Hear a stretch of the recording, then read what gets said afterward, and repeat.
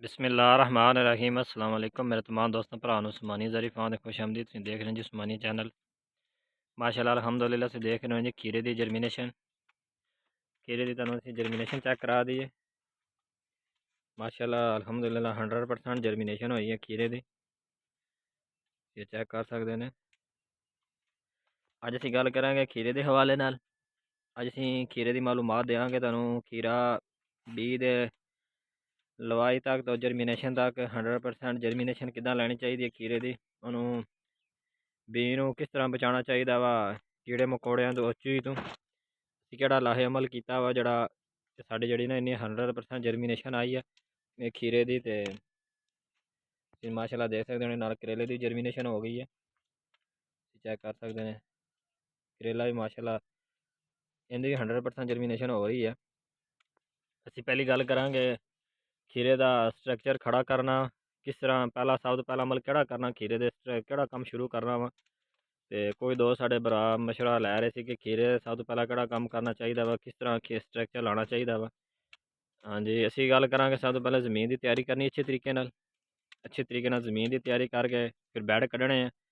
ਤੁਸੀਂ ਦੇਖ ਰਹੇ ਖੀਰੇ ਦੇ ਬੈਡ ਨਿਕਲੇ ਹੋਏ ਆ। ਉਸ ਤੋਂ ਬਾਅਦ ਛਾਪਰ ਕਾਲਾ ਪਾਉਣਾ ਵਾ ਕਾਲਾ ਛਾਪਰ ਪਾ ਕੇ ਫਿਰ ਜਿਹੜਾ ਵਾ ਸੁਰਾਖ ਮਾਰਨੇ ਆ ਸੁਰਾਖ ਮਾਰ ਕੇ ਮਿੱਟੀ ਨਾਲ ਭਰਾ ਦੇਣੇ ਆ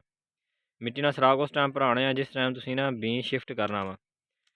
ਜਦੋਂ ਸੁਰਾਖ ਹੀ ਵੱਜ ਜਾਣੇ ਆ ਤੇ ਕਾਲਾ ਛਾਪਰ ਹੀ ਪੈ ਜਾਣਾ ਵਾ। ਉਸ ਤੋਂ ਬਾਅਦ ਜਿਹੜਾ ਦੂਸਰਾ ਕੰਮ ਹੋਣਾ ਵਾ ਖੀਰੇ ਦਾ ਸਟਰਕਚਰ ਲਾਉਣਾ ਸ਼ੁਰੂ ਕਰਨਾ ਵਾ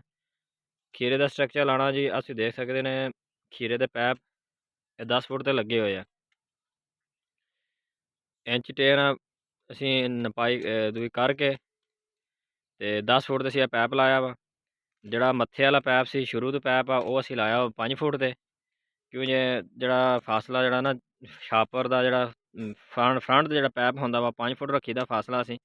ਕਿਉਂਕਿ ਜਿਹੜਾ ਨਾ ਝੋਲ ਛਾਪਰ ਦੀ ਨਾ ਬਣੇ ਇਸ ਵਜ੍ਹਾ ਤੋਂ ਤੇ ਫਿਰ ਅਸੀਂ ਤੁਹਾਨੂੰ ਦੱਸਾਂਗੇ ਪੈਪ ਲਾ ਕੇ ਫਿਰ ਅਸੀਂ ਟਾਇਰ ਪੂ ਕੇ ਛਿੱਕਾਂ ਪਾਈਆਂ ਵਾ ਛਿੱਕਾਂ ਪਾ ਕੇ ਅਸੀਂ ਦੇ ਸਕਦੇ ਨੇ 6 ਤਾਰਾਂ ਪਾਣੀਆਂ ਵਾ 2 ਤਾਰਾਂ ਤੁਸੀਂ ਬਾਹਰ ਪਾਣੀਆਂ ਵਾ 4 ਤਾਰਾਂ ਤੁਸੀਂ ਇਹਦੀ ਅੰਦਰ ਪਾਣੀਆਂ ਵਾ ਟਨਲ ਦੇ ਜਿਹੜੇ 4 ਜਾਲ ਅੰਦਰ ਪੈਣੇ ਆ ਟਨਲ ਦੇ ਅਸੀਂ ਦੇਖ ਸਕਦੇ ਇੱਕ ਜਾਲ ਆ ਸਾਈਡ ਵਾਲਾ ਜੀ 2 ਜਾਲ ਦਰਮਿਆਨ ਵਿੱਚ ਪੈਣੇ ਆ ਇੱਕ ਜਾਲ ਉਸ ਸਾਈਡ ਤੇ ਪੈਣਾ ਵਾ 2 ਜਾਲ ਜਿਹੜੇ ਆ ਬਾਹਰ ਪੈਣੇ ਅਸੀਂ ਦੇਖ ਸਕਦੇ ਨੇ ਇਹ ਜਾਲ ਅਸੀਂ ਜਿਹੜਾ ਬਾਹਰ ਪਾਇਆ ਬਾਹਰ ਤਾਰ ਜਾ ਰਹੀ ਹੈ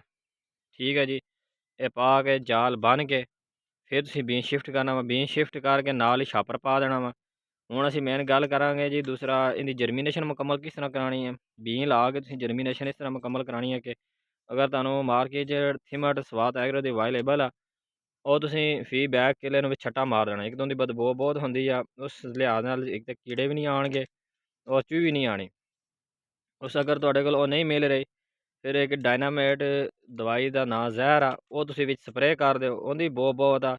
ਨਾ ਕੋਈ ਕੀੜਾ ਕੋਈ ਬੀਜ ਆਇਆ ਕਰੂਗਾ ਨਾ ਚੂਹੀ ਨੇੜੇ ਆਣੀ ਆ ਠੀਕ ਹੈ ਜੀ। ਇਸ ਅਸੀਂ 2 ਅਮਲ ਕੀਤੇ ਆ ਤੇ ਅਸੀਂ ਦੇਖ ਸਕਦੇ ਨੇ ਮਾਸ਼ਾਅੱਲਾ ਖੀਰੇ ਦੀ 100% ਜਰਮੀਨੇਸ਼ਨ ਹੋਈ ਆ। ਇਹ ਬੀਂ ਲੱਗਾ ਹੋਇਆ ਜੀ ਤੁਹਾਨੂੰ ਮੈਕਸਵਲ ਇਹ ਸਾਡੇ ਕੋਲ 2 ਏਕੜ ਅਸੀਂ ਖੀਰਾ ਕਾਸ਼ ਕੀਤਾ ਵਾ ਮੈਕਸਵਲ ਲੱਗਾ ਆ ਤੇ ਅਕਬਰ ਲੱਗਾ ਆ ਰਚਨਾ ਦਾ ਤੇ ਯੋਕਸਲ ਦਾ ਯਾਲਾ ਲੱਗਾ ਆ ਮਾਸ਼ਾਅੱਲਾ ਅਲਹਮਦੁਲਿਲਾ 100% ਜਰਮੀਨੇਸ਼ਨ ਆਈ ਹੈ। ਚੰਦ ਮਾਲੂਮਾਤ ਸੀ ਤੇ ਅਸੀਂ ਤੁਹਾਨੂੰ ਦੇ ਦਿੱਤੀ ਮਾਸ਼ਾਅੱਲਾ ਇਸ ਸਟੇਜ ਜਦੋਂ ਖੀਰਾ ਆ ਜਾਵੇ ਇਹਨੂੰ ਥਾਇਓਫੇਨੇਟ ਟਾਫਸਨਐਮ ਦਾ ਸਪਰੇਅ ਮਾਰ ਦੇਣਾ ਚਾਹੀਦਾ ਵਾ ਕਿਉਂਕਿ ਜੇ ਡੰਪੀ ਆਉਂਦਾ ਵਾ ਮੂੰਹ ਬੰਦ ਰਹਿੰਦੇ ਆ ਉਤੋਂ ਆ ਨਮੀ ਗਿਰਦੀ ਰਹਿੰਦੀ ਹੈ ਤੇ ਪਹਿਲਾ ਸਪਰੇਅ ਟਾਫਸਨਐਮ ਦਾ ਮਾਰਨਾ ਚਾਹੀਦਾ ਵਾ ਅਸੀਂ ਇਨਸ਼ਾਅੱਲਾ ਕੱਲ੍ਹ ਮਾਰ ਦਿੱਤਾ ਵਾ ਅਸੀਂ ਜਰਮੀਨੇਸ਼ਨ ਚੈੱਕ ਕਰ ਸਕਦੇ ਨੇ ਸ਼ੁਕਰੀਆ ਜੀ।